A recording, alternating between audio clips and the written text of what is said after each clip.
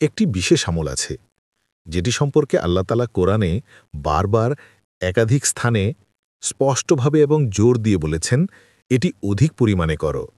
এই আমলটির জন্য কোরআনে এমন জোরালো নির্দেশ আর কোনো আমলের জন্য দেয়া হয়নি।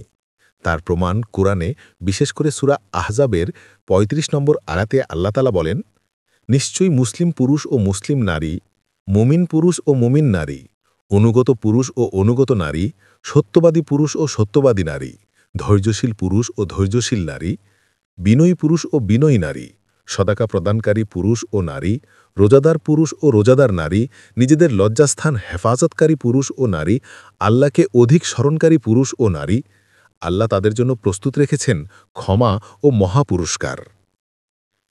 এখানে শেষে বলা হয়েছে আল্লাহকে অধিক স্মরণকারী, মানে বেশি বেশি জিকির করার কথা।